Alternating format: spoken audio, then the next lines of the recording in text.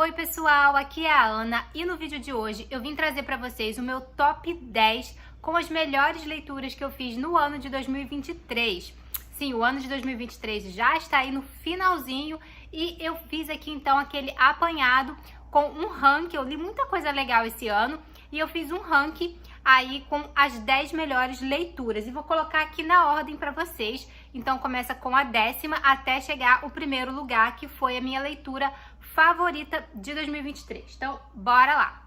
Em 10º lugar coloquei o Dossiê Pelicano do John Grisham.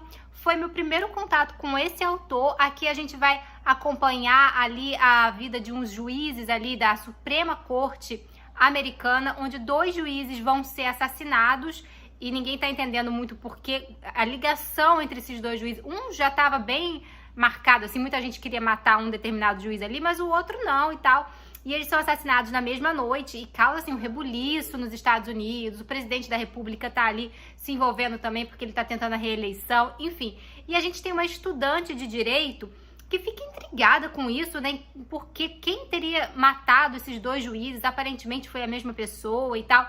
E ela resolve investigar, então, e ela vai ali na biblioteca e começa a pesquisar os casos que iam para a Suprema Corte, porque pode ser que alguém queira matar aquele juiz ali para mudar a corte, talvez algum caso que vai ser julgado ali na corte nos próximos meses, e essa pessoa queria mudar ali o júri, né, os jurados ali. Então, enfim, ela começa a fazer uma pesquisa e ela encontra ali uma linha de raciocínio bem interessante, um caso que talvez poderia ser, e ela faz toda uma pesquisa ali sobre isso, sabe? Assim, meio que ela mesma se detetive, ela mesma tentando entender. E ela faz esse dossiê, que ela chama de Dossiê Pelicano, que é ela mesma, né? Uma estudante de direito muito inteligente que faz pesquisando ali na biblioteca.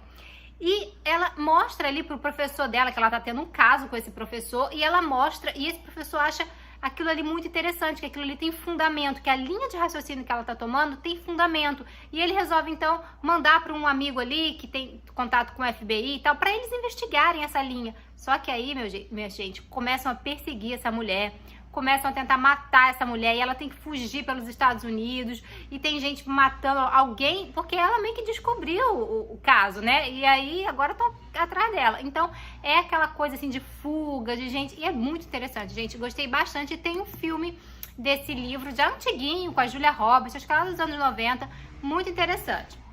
Em segundo lugar, não, em 9º lugar, está um livro de é ficção, né? Ficção meio que não é, que é o livro 2084, que é uma ficção baseada em fatos reais sobre o aquecimento global e o futuro da Terra.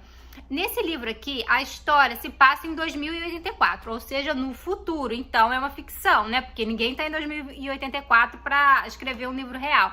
É ficção. Só que o autor aqui, ele vai se basear em fatos reais, em fatos que estão acontecendo agora em relação ao aquecimento global e como que pode estar a vida da gente em 2084 por conta do aquecimento global. Quais as consequências que o aquecimento global, né, as mudanças climáticas vão ocasionar na nossa vida, e a gente lá em 2084 tá vivendo assim um caos, né? Então ele vai passar aqui por tipo um pesquisador pesquisando assim a vida de pessoas em vários lugares, tá? Então tem gente que mora nos Estados Unidos, tem gente do Brasil, tem gente da Austrália, tem gente da África, enfim, ele vai entrevistando pessoas que moram em diversas partes do mundo em 2084, né?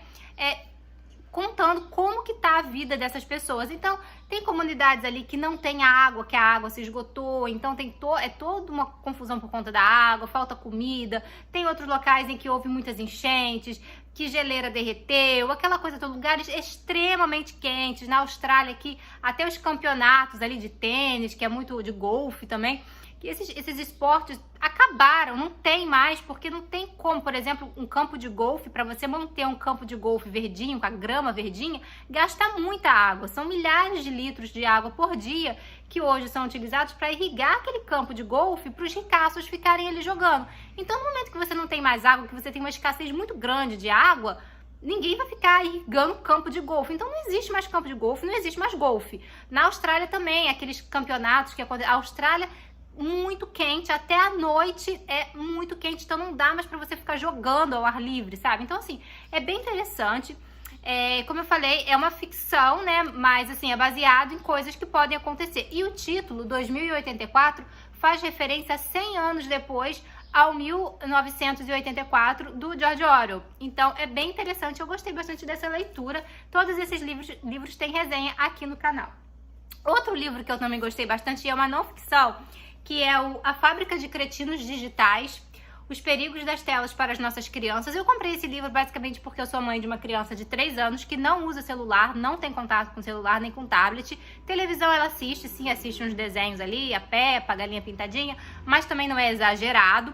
Mas celular, computador, tablet, ela não tem acesso ainda, eu tô prorrogando isso o máximo. Mas a gente sabe que muitas crianças hoje são completamente viciadas, principalmente no celular. A gente vê no consultório de pediatras, crianças lá já com o celular na cara, bebês de meses, que a mãe tá com um desenho lá pra criança ficar assistindo. E esse livro aqui é de uma pesquisa de um francês e ele vai pesquisar como que isso tá influenciando a vida das crianças. Olha, porque pela primeira vez filhos têm QI inferior ao dos pais. Gente, é assim, é assustador e é tudo pesquisas mesmo, tá? A Suécia, que é um país assim super desenvolvido, há uns 10 anos atrás, 12 anos atrás, acabou com os livros nas escolas, os livros didáticos. As escolas da Suécia foram todas, ela foi assim o primeiro país a ser com as escolas totalmente digitais. Então, as crianças aprendem ali com conteúdo no tablet, são livros digitais, interação, não tem mais livro físico nas escolas da Suécia. Foi o primeiro país, assim, a modernizar, vamos dizer assim, essa coisa da tecnologia nas escolas. E o que está acontecendo hoje, em 2023, eles voltaram atrás, porque não deu certo. A Suécia hoje voltou atrás e voltou aos livros físicos nas escolas, porque as crianças não estão se desenvolvendo só no digital. Então, esse é um livro muito esclarecedor, ele vai trazer, assim, as consequências do vício na tela, na vida, no cérebro das crianças e dos adolescentes, assim, é assustador, gente. Se você tem criança aí, ou adolescente viciado em tela, então, ó, super recomendo esse livro. Vou deixar os links para todos esses livros aqui na descrição, tá? Outro livro, já me perdi nas contas, mas que eu gostei muito foi Os Detetives da Linha Púrpura. Esse daqui é uma ficção, o primeiro livro dessa autora aqui, que é uma ficção, é um livro que se passa na Índia, ela é indiana. Essa autora aqui, ela é, na verdade, uma jornalista e ela trabalhou durante muitos anos fazendo jornalismo ali, né, reportagem na Índia, nos bairros mais pobres. E uma coisa que ela percebeu muito, assim, que é muito sério na Índia, que é real, gente, é questão do desaparecimento de crianças, principalmente crianças pobres. Muitas crianças desaparecem na Índia todos os dias. Essas crianças somem e não são encontradas e a polícia não liga, porque são crianças, assim, de comunidades extremamente pobres, tipo, ninguém liga. Então, assim, a polícia não, sabe? E tem toda uma máfia envolvendo isso, então isso é real. E daí ela pegou essa realidade e ela escreveu uma ficção. Aqui a gente então vai acompanhar a história de um menino de 10 anos chamado Jai, que um coleguinha dele da escola e também vizinho ali, também de 10 anos, esse coleguinha desaparece. E aí o Jai e mais 2 amiguinhos, uma menina e um menino, também tudo ali de 10 anos, eles vão resolver ser os detetives, porque o Jai, ele é um menino que ele adora aqueles programas na televisão de detetive, de desvendar coisa. Então, quando o amiguinho dele some, nem era amigo de verdade, sabe? Era um menino que morava ali e também estudava na mesma sala que ele. Quando essa criança some, eles então resolvem investigar, até porque a mãe do menino que desapareceu chamou a polícia. E eles moram aqui uma realidade muito triste, eles moram numa espécie de favela indiana, muito, muito pobre, muito triste, assim, as condições aqui ela descreve realmente bem triste. E é um local em que as pessoas não têm autorização da prefeitura para estar ali. Eles estão ali ilegalmente, sabe? Pegaram um terreno ali, começaram a construir os barracos e tal. Então, eles têm medo ali de chamar a polícia e acabar que a prefeitura ir lá e acabar e mandar eles embora, tirar eles dali, porque eles estão em locais ilegais ali, ilegal. Então esse menino, mas a mãe do menino que desapareceu tá desesperada para encontrar o filho, a polícia não dá atenção, porque como eu falei, eles são assim, pessoas que ninguém liga, entendeu? Então o policial fala assim, ó, tá, se em uma semana teu filho não voltar, aí você vai lá de novo na delegacia que a gente tenta abrir um inquérito e procurar. Então esses meninos resolvem que eles têm que encontrar essa criança aí antes da mãe ir lá encher o saco do policial de novo e acabar com tudo ali. E nisso outras crianças vão desaparecendo, várias outras crianças ali vão desaparecendo. Então é muito interessante, é muito legal e traz essa parte de uma realidade que realmente acontece na Índia, que é desaparecimento de crianças pobres, tráfico de crianças para outros países, para serem escravos. Então, assim, é muito triste, gente, mas vale a pena a leitura. Por ser narrado por uma criança, tem até uma leveza, mesmo sendo um assunto pesado, vale a pena. Outro livro que eu também gostei muito, aqui o que? O 5, já não sei mais as contas, tá? Mas é um livro de não ficção também que eu amei, se chama Prisioneiros da Geografia. É um livro de geopolítica, não é um livro de não ficção. Aqui ele vai dividir em capítulos e cada capítulo vai ser um país não. Tem América do Norte, aí tem Rússia, tem China, tem América do Sul, tem África, tem Oriente Médio, enfim, partes assim do globo.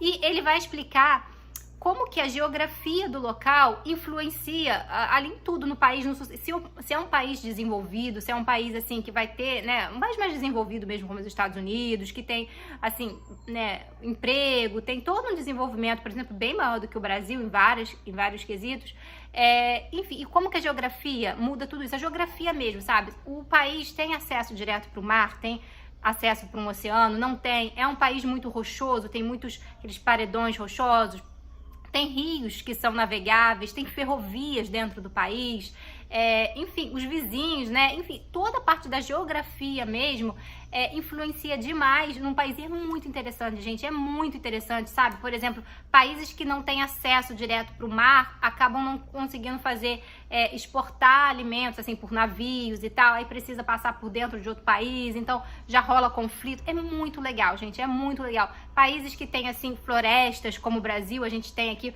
países com clima tropical, já tem toda essa questão de várias doenças também, de mosquito da dengue e tal, essas coisas que...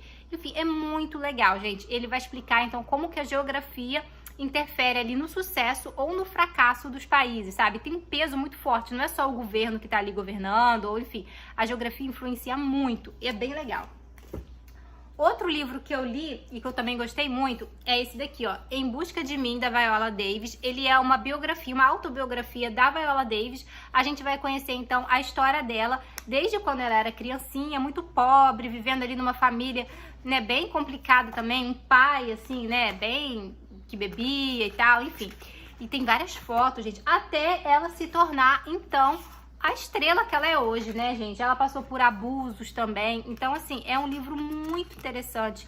Eu gostei muito, eu gosto muito da Viola Davis, sabe? Eu acho ela uma atriz maravilhosa, gente. Olha ela aqui no casamento, aí ela engravida e tal, né? Bem novinha ainda. Então, assim, esse início dela, como que aquela menina que morava ali num bairro pobre, né, um bairro negro, todo aquele preconceito que tinha nos Estados Unidos, ainda tem, né, mas antigamente era pior.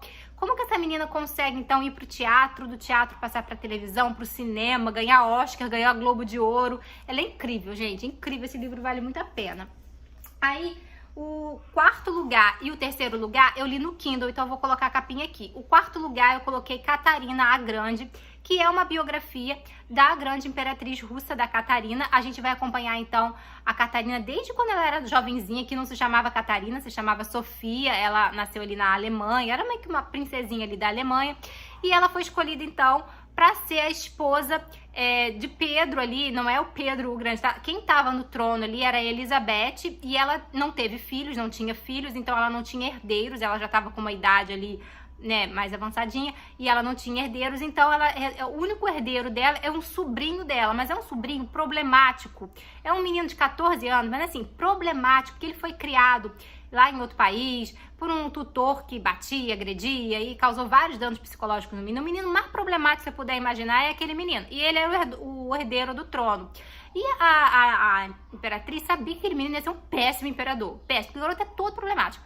E ela precisava, então, casar esse menino, para esse menino ter um filho, e aí sim, esse filho, ela criar para ser um grande imperador. Então ela escolhe essa menininha chamada Sofia, que depois, quando vai para a Rússia, se converte à religião ortodoxa, passa a se chamar Catarina, para então ser a esposa de Pedro. E a gente vai acompanhar ali, eles ainda jovenzinhos, os primeiros anos de casamento, que misericórdia do Senhor, até o momento em que ela mesma, Catarina, acaba assumindo o trono da Rússia. Ao invés do Pedro, acontecem os rolos ali, e ela vira a grande imperatriz. E ela governou a Rússia por muitos anos, e fez grandes feitos pela Rússia, então vale muito a pena, é muito legal. Em terceiro lugar, também tá um livro muito legal que eu li no Kindle, chamado A Menina da Montanha. Eu ia falar Menina que não roubava livros. A Menina da Montanha. Também é uma história real. Essa é a história de uma pesquisadora americana, tá? Ela mora hoje nos Estados Unidos, ela escreve livros, escreve artigos. E ela só pisou numa escola, numa sala de aula, pela primeira vez aos 17 anos de idade, gente. Isso assim, ela morava numa família extremamente religiosa, eles eram mormons, e os pais dela, o pai principalmente, fazia homeschooling. Ele nunca permitiu que os filhos, não só ela, mas os irmãos, issem para a escola, porque ele achava que a escola era do governo, que o governo ia fazer a cabeça das crianças. Não só a escola, ele não permitia que as crianças fossem em hospitais, ele não dava vacina. As crianças podiam sofrer acidentes horríveis, tipo de estar com o osso para fora, que não ia num hospital, era tratado em casa. Ele não confiava em nada do governo. Então ele nunca permitiu que essas crianças estudassem. Mas mesmo assim, essa menina ali, né, tendo acesso a livros em casa, a mãe ensinou a ler, escrever, fazia um homeschooling ali. Mesmo assim, essa menina, aos 17 anos, ela quis ir para uma faculdade, ela estudou, ela se esforçou, ela fez uma prova, entrou numa faculdade pela primeira vez. Aos 17 anos, ela pisou numa sala de aula, gente. Algo que sempre foi impedido por ela, que os pais sempre impediram ela de fazer. E quando ela tem contato com a escola, com a faculdade, com esse ensino formal, a mente dela abre, ela vê um novo mundo, que é diferente do que você estudar só em casa, com coisas que seus pais ensinam, ainda mais se você tem pais, assim, ultra religiosos que só vão ensinar uma coisa ali. Então, quando ela não sabia nem o que era o Holocausto, ela não tinha noção do que aconteceu, sabe? Assim, a época da escravidão, ela tinha uma vaga noção do que a mãe contou, mas o que aconteceu no Holocausto, as coisas históricas que aconteceram, ela não tinha noção. E ela se dedicou tanto que ela estudou. Depois ela ganhou bolsa em Cambridge, em Oxford. Ela fez pós-graduação e hoje ela é real, essa história é real. E hoje ela é uma grande pesquisadora aí que divulga essa importância da educação. Então é muito legal essa história, gente. É muito legal. Uma família completamente um pai doente. Só posso falar isso, um pai doente, sabe? Assim, das coisas mais malucas que ele podia fazer com os filhos, ele fazia ali com essas crianças, sabe? Então, assim, vale muito a pena. Chegamos nos 2 primeiros lugares. Em segundo lugar, vou colocar A Sangue Frio, do Truman Capote. Esse livro, desculpa, gente, esse livro, ele também é uma história real, tá? De um crime que aconteceu lá em 1959, numa cidadezinha ali dos Estados Unidos, bem interior, aquela cidadezinha de interior, quando uma família de pai, mãe e 2 filhos foi assassinada dentro de casa, tá? Entraram na casa dessa família e simplesmente mataram essa criança, a sangue frio mesmo, com arma, pá. E chocou a cidade, não só a cidade, mas chocou os Estados Unidos, porque era um crime, assim, que aquela cidade nunca viu, aquela cidade de interior, gente, de criar vaca, sabe, assim, cidade bem rural mesmo, que eles não viam nada disso, e de repente você tem esse choque de uma família muito querida, uma família que todo mundo gostava na cidade desse pessoal, e eles foram assassinados, tá? E aí, na televisão passava, nos jornais e tal, o Truman Capote, ele viu isso, né, sobre isso que estava acontecendo, leu nos jornais, e ele decidiu ir até essa cidade para investigar, curioso, ele não é jornalista, mas assim, ele decidiu ir lá nessa cidade, e quando ele tá ali na cidade, vendo e tal, é quando a polícia descobre quem foi os 2 assassinos, quem foi que fez isso, só que ninguém sabe a motivação.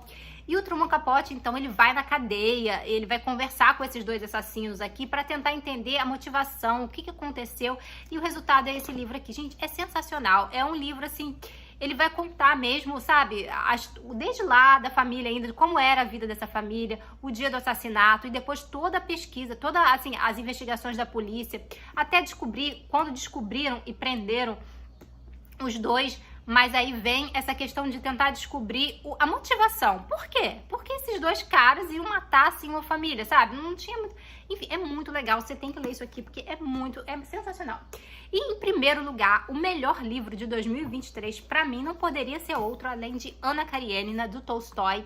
Livraço maravilhoso, um novelão russo. Assim, tem resenha aqui no canal, mas basicamente a gente vai acompanhar a vida de 2 casais, assim, né? A gente tem aqui a Ana, que ela é casada e ela vai acabar se envolvendo num relacionamento ali com um outro homem, ela vai ter um amante e uma paixão arrebatadora, que eles vão fazer tudo, assim, sabe? Desesperados. E a gente tem um outro casal ali, que é a Kitty e o Lievin, que também tiveram uns problemas ali, porque esse homem que a Ana se apaixonou, o Vronsky, que se apaixonou por ela também, era o que ia pedir a tal da Kitty lá em casamento. Então a Kitty já estava toda esperançosa que ele ia pedir ela em casamento, de repente ele acaba se apaixonando pela Ana, e ela fica lá desesperada, e tem o Living que gostava dela, mas quando ele pediu ela em casamento, ela disse não, porque achava que o outro ia pedir ela em casamento. É um novelão, gente. São dois casais, assim, e a gente vai passar pela Rússia, e, enfim, ai, maravilhoso. A escrita de Tolstói é maravilhosa, gente. Então esse aqui foi o primeiro lugar,